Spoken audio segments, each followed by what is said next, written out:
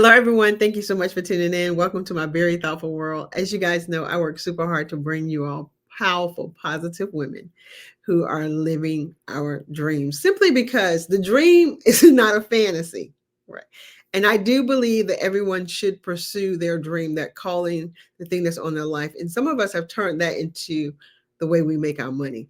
And so, if you have a goal or dream or desire, my hope for you is that you would start living that out. And that's why I'm bringing you guys these women so that you can see if they can do it, you can do it too. So, tonight, my guest is Miss Tiffany Bargmen. Tiffany, please tell everyone about yourself. Okay. Visionary, as you can see, I have a business called Friendpreneurship, LLC, and it's a new business. Just this year, May 16th, I let May 16th, my birthday, be the date that I officially opened.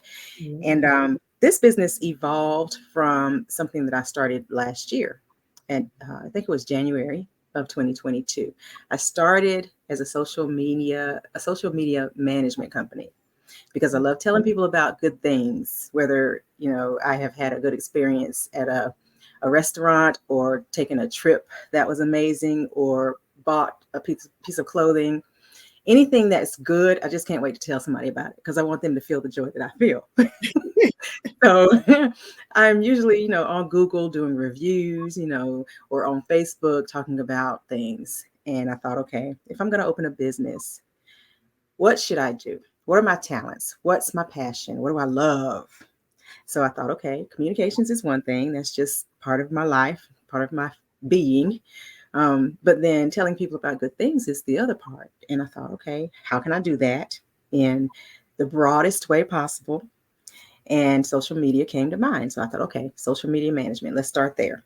I can help small business owners tell their stories somehow on social media. So I dove in head first, no business plan. Trial and error, actually, that was my business plan. Yeah. Trial and error. And I was Okay. like, yes, I know what I'm doing. No, I don't. Let me hire some people. And so I did. But let me go back a little bit and stop me if you want to redirect. But No, I want to hear it. so my parents had the foresight and wherewithal to be prepared for their transitions, right? They had wills. They had everything in place for us to make sure we knew what we were in for and how to, manage the estate plans and all of that when they passed. And everything went so smoothly because they thought ahead. But I appreciate that about them. But what happened was they took really good care of their property. The house, over the last few years before they died, they were renovating, they were doing major landscaping. The house was completely brand new, from the roof to the new duct system to just everything. They thought ahead, and that value went sky high, right? And then the market changed and the value went extra high. So when they passed, my dad first and then mom, everything was in order. So we sold the house, my siblings and I, based on their will wishes. And so I took my portion and I invested it in starting a business because I didn't want to just blow it. I wanted to, put it into an initiative that was going to produce return. If they thought far enough ahead to leave us a legacy, I wanted to take that and turn it over, to plant it and grow it, right? So I started a business. Okay, so I should have started there, but okay, fast forward, started this business full speed ahead, and I didn't know what I was doing, so I hired a few people to help me learn how to do what I wanted to do for other people, right? Okay. That Yeah. money went. Now, granted, I set aside a certain amount for this. Okay. I said, okay, emergency savings first, buy myself one nice thing second, and then put the rest for this business. And I was serious about that amount. I said, when it's gone, hopefully there'll be a return and I can keep it moving, right? So we're Yeah. talking from January to October.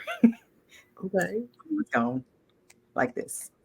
And I Um, saw it happening, but I thought next month is going to be the month.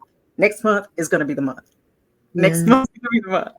But October came, and we're 10 months in, and I'd given my staff, I call them my staff, a notice. I said, listen, and I was giving them over the months, I was saying, this is how it's looking. This is what it could be. And then closer and closer, I said, it's going to be this. And you might want to be looking. So I was open and transparent about it, but they were very gracious and ended up helping one another when it came to finding another job. So it was great. It worked out the way it was supposed to. In any event, it came down to this. When I realized that that money that I set aside was gone, I literally had a moment where, and I think I've mentioned this to you, I had a glass of wine, some tears welling up, and I was going to bury my business. Just cry, lay down, go to sleep, don't think about it. But my phone rang, and this was someone who I had tried to reach about 3 weeks prior, because my small business network counselor, she said, okay, I know somebody you should talk to. She has a vision similar to yours, and she can give you some insight and maybe some direction. And she didn't call me. So I was like, well, maybe it wasn't meant to be. And I was accepting this. I tried. I did not succeed like I'd hoped, but the money wasn't wasted because I learned so much and I tried. So I was going to go to sleep with that and wine. Wow. But the phone rang, and it was a friendly entrepreneur on the other end. And I called her a friendpreneur because not only did she give me encouragement, Tiff, I know the situation. I've been there. Feel better. Tomorrow's going to, be another day. She didn't just stop there. She said, this is what you do. This is what I did. And I would love to see you succeed the same way. So here, go do this. And I said, okay, thank you. Still drink that wine. But I decided to follow her advice. I enrolled in an entrepreneurial incubator that's offered through Wake County. It's called Launch Wake County. And I didn't get in. It's very hard to get in that program. And I was dejected. I was devastated. I thought, okay, first October comes and all the money is gone. And I thought I was going to have to give up. And then I had a light at the end of the tunnel, all of a sudden, some hope, and it was dashed. So I was like, Lord, what are you doing? What is happening? I'm trying to do something good here. Yeah. Man, I went through some major, there was some stuff in my head. Like, I was really dejected. That's the word. Yeah. But another opportunity came up and I applied again. So it wasn't Launch Raleigh, but Launch Nightdale that accepted me. And I thought, okay, in hindsight, I can look back and think it was meant for me to be in Launch Nightdale. Okay. And we'll talk about that another time. But I got in, went through this 10-week course to learn how to write a business plan and delivered a pitch so that I could, learn how to, in just 3 little minutes, present my idea and convince an audience that they need what I have, right? That was an experience, a whole experience. We can talk more about it, but I tell you what, it was like birthing a baby. It was like pregnant and finally birthing a baby. And when it was out, the relief was so wonderful. Even though I didn't win that pitch competition, I was so happy to have finished, to have birthed, and then finally to launch something, which was the goal all along, to launch something that I believed my target audience would consume. Okay. So I did that, and here I am. Wonderful. So tell everybody about your business, because I knew about it, but the audience don't. Okay. So Friendpreneurship. And then you're going into this one, right? Yes, I started with, it's called Grand Concierge LLC. That's what it was called, because I asked my son, actually, what should we name this company? And he was thinking of my mom, since she left a legacy, name the company after my mom. And they called her Grand. She was never grandma, granny, none of that. She told them from the beginning, my name is Grand. And so Grand and Concierge, I thought, I'm a helper. I'm trying to help people get their stories out. So Grand Concierge. But over time, from January to August, when I was learning that, okay, getting people's stories out there on social media means you have to kind of know some background. You have to kind of be connected to their business and their vision to really understand how to tell their story or to help them tell their story. So I started having these IG chats, live IG chats on Friday evenings called Friendpreneur Fridays. And the ladies who were working with me, they helped me come up with that name because we were thinking, who are these entrepreneurs? What can we call this thing? And we knew they were like friends because as you network in the entrepreneurial world, you meet people and you kind of figure out where your visions intersect and you have some things in common and you just kind of start having, building relationships with them, So in a way, they're friends. And then you think, okay, entrepreneurs, they're friends, they're entrepreneurs, they're friendly entrepreneurs. So friendpreneurs, right?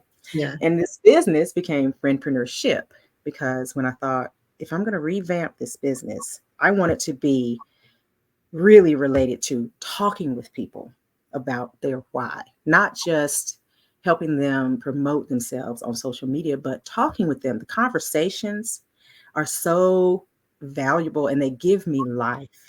Okay. So, and I know when people travel with me, I probably get on their nerves because I want to know why everything. Why? I went to Costa Rica with some girlfriends. That was the first trip I've taken with a group. And we went on a coffee farm tour.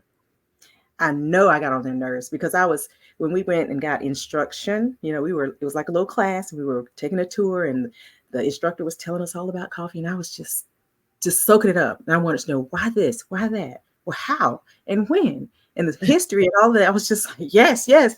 And then when I tasted the coffee, it was that much better because Mm. I understood the history. I understood the work that had gone into that farm. I understood the people and how close they were to their product and their service and why it was so important and special to them. It made it special to me. Oh. I became a coffee lover. I was a tea lover, but that trip converted me to a coffee lover. Oh wow. So that's why I think that describes the essence of me wanting to know the why, even from childhood. I have to know why everything.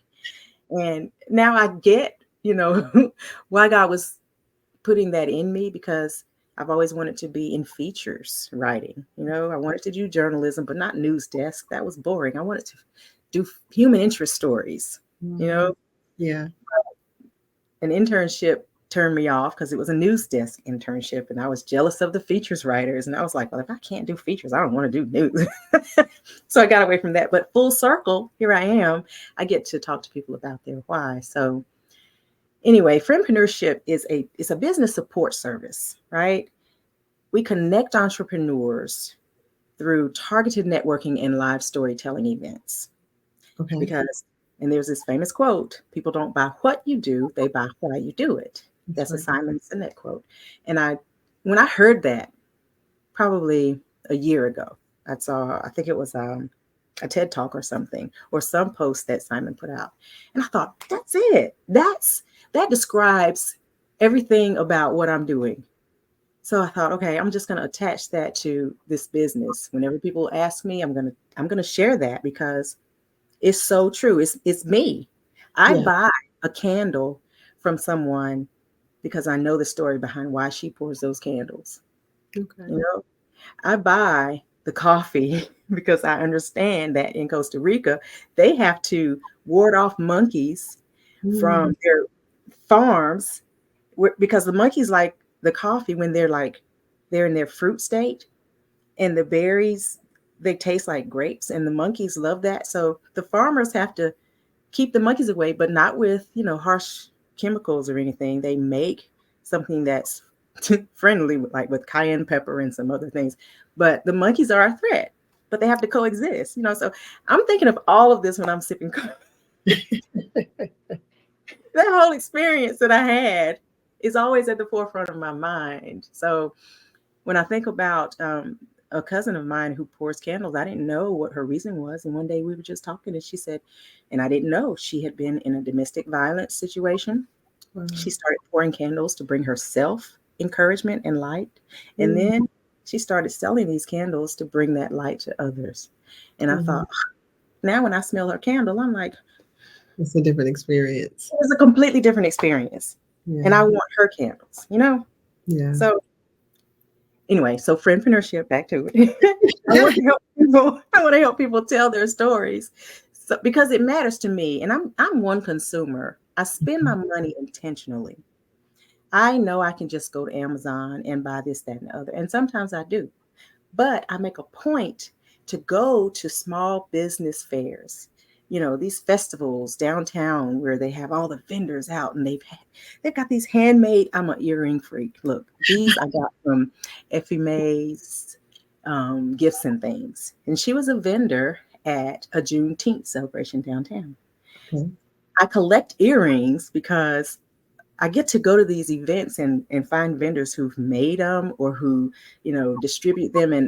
And they just mean so much to me because it's not just a pair of earrings. Somebody's standing outside, rain or shine, Yeah. selling something that they've made or handpicked because they want to sustain themselves, create generational wealth, become financially independent. They're pouring their heart and soul into this.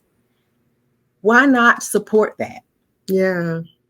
Yeah. So I just am connected to people in a way that makes me want to help them promote, support, repeat. Those are the core values of friendpreneurship. Promote, support, repeat. If you help someone promote their business, you are investing in them. If Mhm. you support them, whether it's through your time, your energy, your words, your presence, even your money, eventually that person is going to feel that, and there's a relationship that's being built there. It's a meaningful connection. And then they can treat the next person the same way. The spirit of friendpreneurship can go from person to person. When you are truly invested in treating one another this way, I need to do it and teach others how to do it. But a lot Yeah. of times, I meet people who do it naturally, and they're Mm. the entrepreneurs. A friendly entrepreneur who isn't afraid to bring others along for success. Yeah. That's a friendpreneur. So to be a part of your group, I imagine, and you tell me, is it a group and do I pay membership to be a part of this? Like, how does this, because it sounds like the difference between, like, to listen to you, I know a little bit more, right? I know the Mhm. audience, but it sounds like, okay, so Tiff goes around, she loves telling people stories, but how does she make money doing that? Like that, Exactly. right? So, Now, like I said, I'm new. yeah. Now, the thing about this class I went through, I had to go through that class so I could figure out how to monetize on the love of supporting entrepreneurs. Okay. I have yet to do that in a way that makes me feel like I've arrived, but I am building a community right now, evangelizing friendpreneurship. So people will say, oh, yeah, I know what that means. Or, oh, yeah, I was at this event where, oh, I made a meaningful connection over here. And friendpreneurship is always going to be in the back of their mind. I want that to be a household name when it comes to entrepreneurs. But the way I'm trying to produce cash flow is through regular events. So Mm. what I've done for 7 months is have monthly forums. I call them Friendpreneur forums. And this involves a 3-part evening, right? For 2 hours, we're in a room with 3 different types of friendpreneurs. And I'll explain the types in a minute, but the first part always involves teaching and learning from some subject matter expert who has knowledge in a field that touches entrepreneurship. Any kind of entrepreneur can benefit from tax information, from a finance expert, from a web developer, somebody who is knowledgeable and has expertise in these areas. We have them come and speak. Okay. And then we have an interview with someone who is in the mid stages of entrepreneurship and they need exposure. They need to get on a platform and tell their story so people can know their why. Express your why so people will buy. That's what I say. And then the third group is peers. The peers are those who are thinking about entrepreneurship. They may be dabbling in it unofficially. They may be doing hair. They may be painting. They may be giving people financial advice or whatever, but they haven't registered their businesses yet. They need to be in the room with people who have gone through what they're starting to go through. They need to be in the room with those who have taken the steps to officially register their businesses, who have made some mistakes along the way as they're doing business, who have gotten over hurdles, who know how to network, who know how to market, who know the ins and outs and can reach back and teach. Getting all of these people in a room together on a regular basis to build relationships, to help each other, to push each other along. That's the goal of these forums. Okay. And the goal also is to build a following so that the same people are in touch with each other on a regular basis, right? Because there's trust that's built there when you have repeat encounters with someone. Eventually, someone might say, hey, you're a web developer? I need a website. And I've been pushing that down my to-do list for months and months because I don't know what to do. I tried it myself. That didn't work out. And, the priorities changed. But can you do this for me? And there may be a bartering thing that can happen there. Somebody can scratch your back, scratch the other. So the goal is always also to have these forums at small businesses that have brick and mortar establishments, because friendpreneurship is a floating business. We don't have a building. So I want to bring the patrons to the small businesses so that we're having our event, we might be sipping on smoothies because the lady at the smoothie shop let us use her space for our event. She's making money. She's able to promote her business. We're bringing people and everybody wins. Yeah. Oh, wow. That's good. So, Good. I love this. I love this idea. And it sounds like networking, but to the next level, networking with intention. Yeah, like you said, very meaningful connections, because I've gone to networking events and it's kind of like passing through and there's not a real connection. And I think sometimes people need to know how to network. Yes. But I like what you're doing and what you're bringing to, particularly, here so I'm in Rocky Mount, part of the chamber. A lot of times I would hear people talk about being first generation entrepreneur.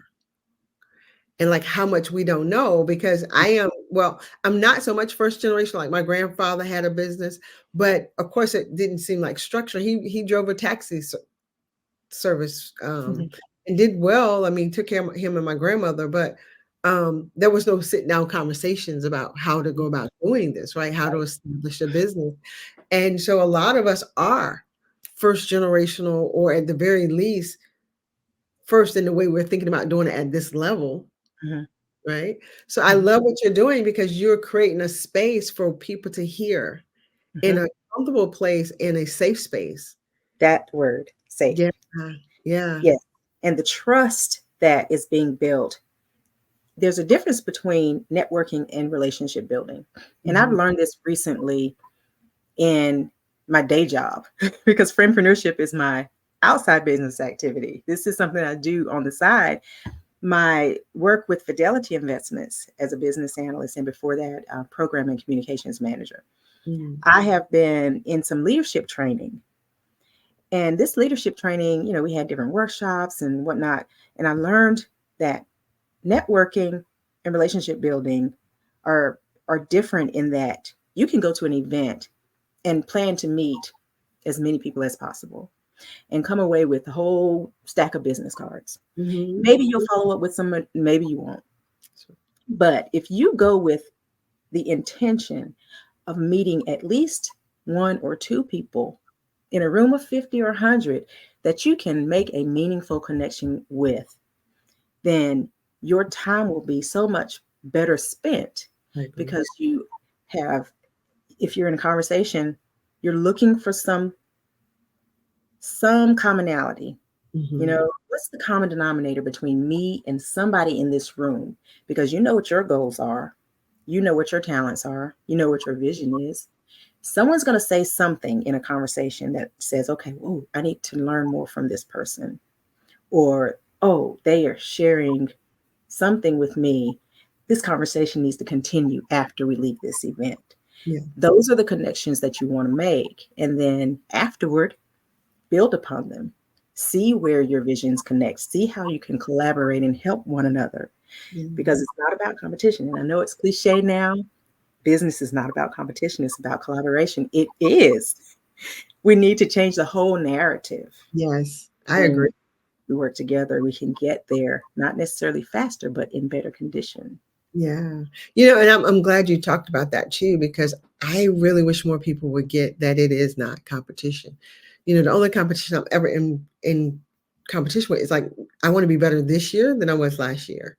With yourself. And, I bring other coaches on this platform because I don't believe I'm competing with another sister for business. Like there's there's something unique about what I do, and there's something unique about what you do that regardless. I remember going when I lived in China, I remember going to an event.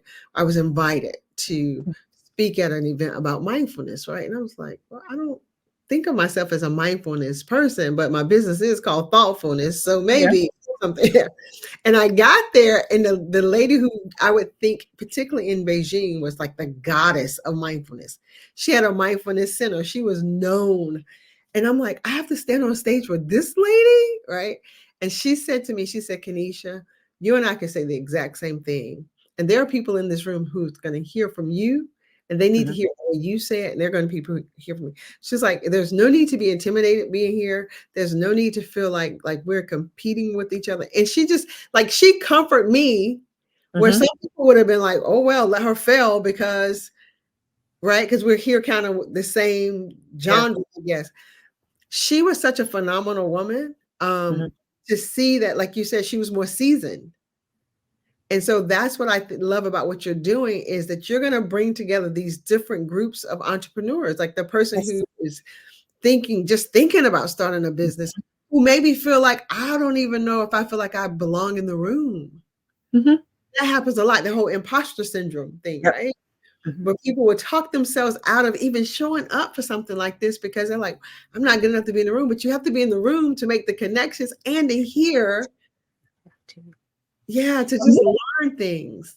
There are ways to do it otherwise. Like you can try to go it alone. And most people go into business as solopreneurs, you know. It's Yeah. rare that two people have an idea and together they go. It happens, but most times people tap into the talent God gave them. They're like, I'm really good at this, or somebody told them, you're really good at this, you should go into business. So Mhm. what they do is start off and they're wearing all the hats. They're Mhm. the accountant, they're the creator, they're the promoter, they're the everything. And you can do that for as long as you possibly can in your physical body. Mhm. Lack of sleep can lead to some problems, but you can press, press, press. But at some point, you're going to crash if you don't get the help you need. Yes, you may be able to build a website, but if you're an interviewer because you love talking to people about their good things, the website is not your forte. Stay in your lane. Yeah. Get the help you need. But how can you get the help you need when you don't have any money? Okay, this is where we can talk about the nitty gritty Yeah. because the money matters. Yeah. But when you don't have it, how do you build a business? Now, some people say go into debt. It's okay to go into debt. That money's going to come back to you once you are successful. No, I'm not about that. I don't want debt. So the money I set aside, once it was gone, I was ready to just be done. However, I'm blessed because I'm still working a full-time job. I get a Mhm. paycheck. I'm not in a place yet where I have to depend on what my talent is and being good at getting people to purchase what I'm doing before I have to, really depend on that for my food. I'm not, thankfully. And I pray God will give me time Yeah. to establish this thing, you know. So when people go into it, they may not realize, yes, you may have some talent, some vision, but if you don't have the tools and resources that you need, or access to those tools and resources, or the knowledge even to Mhm. know who to talk to get the tools and resources that you need, you won't be successful without a lot of failure. You can fail and get back up and keep going, but you can prevent a lot of failure if you talk to other people. That's And this right. whole crabs in the barrel mentality, you know, and the hustle mentality, nothing wrong with the hustle, but if you're stepping on others to get to where you need to go and not looking back and pulling anyone along with you, that's not friendpreneurship. I can tell you a lot of what friendpreneurship is not. We can go into that. But friendpreneurs, they truly have a heart for small business. They know what it's like to have a vision and try to get other people to see it. And that's hard too sometimes, especially with something like friendpreneurship. I have not a cupcake that you can taste or a hairdo that you can say, oh, you did great, I'm coming back next week. It's a spirit that you feel. And if you don't feel that it's important to promote, support, and repeat for other entrepreneurs, then you can be taught if you're in the room with that spirit, or you can just go ahead and do it your way. If you do it your way and you're doing great, go ahead. But the community that I'm building cares about each other. You know, it is not just about one person. It is about doing better as a unit so that as individuals, we can flourish as individual business owners. I love it. I love it. Tiff, I could talk to you all night, but you know, people, we have to wrap this up. I love what you're doing. I really want people to get it. I want ladies, if you're watching, be inspired. Realize that the passion that you're carrying, you can learn to monetize it, and understand that what I love about being an entrepreneur, that of course I didn't know until I kind of got into this arena, is that thing that's inside of you that you think is, oh, I'm the only one. There is someone else out there that wants you to show up that way, that will pay you to show up that way. And so I say that to encourage you. And Tiff, I always ask this question of every guest, and I have to ask you this: what is the book that you would recommend, or the book that shift everything for you, that you feel like, that's the book I would suggest that every person read, particularly in entrepreneurship? Gosh, I've been reading so many books lately. Mel Robbins' 5-Second Rule. Oh, okay. I didn't know who she was before I read the book. I know she used to be on television news now, but she is a master presenter. And she used to be afraid, like me, to get in front of people and talk about what I'm supposed to talk about. But her method is 5, 4, 3, 2, 1, go. Okay. Whether you are used to hitting snooze, no. 5, 4, 3, 2, 1, get up. If you're getting on stage and you have to talk to an audience and you're afraid, you're standing backstage, and 5, 4, 3, 2, 1, step out there. Just do it. Yes. Because you never know who needs it at that moment. And if you don't deliver, then you failed someone or done them a service. So just be brave enough to do it. It changed me because I'm a snooze button pusher. But it makes me know, okay, Tiffany, you have to, it's a mindset thing. And that's another book. Mindset, The New Psychology of Success by Carol Dweck. That's another good one. I recommend. Follow the Cheese. What is it? John Spencer's book. Who Moved My Cheese? Many books, but anyway, read. Y'all read a lot because you'll be inspired as well. Yes. That is part, and that's what I tell people all the time. Listen, I'll tell everybody, I am a slow reader, which is why I love Audible. So the idea is to get the information, but reading and getting these tools, it will shift your entire mood when you're feeling down or you're feeling defeated. It will inspire you. It'll give you like a new ideal or a new perspective on life. I want to say thank you so much, Tiff, for coming on. Thank you, because I know how you are with time and you don't want to waste any, and I appreciate that. That motivates me. So I thank you so much. Guys, if you want to get in touch with me and Tiffany, the link is either at the top of the video or at the bottom of the video, depending on whether you're watching on YouTube or Facebook. We want to again say thank you for watching. And also, I want to encourage you that for the new year, if you are in that mind space of not sure how to get focused, go to my website, verythoughtfullife.com. I'm offering a vision webinar, because it's cute to have a vision board, but it's even better to actually have those visions come true. So I can't wait to see you there. Have a blessed day. Thanks so much. Bye-bye.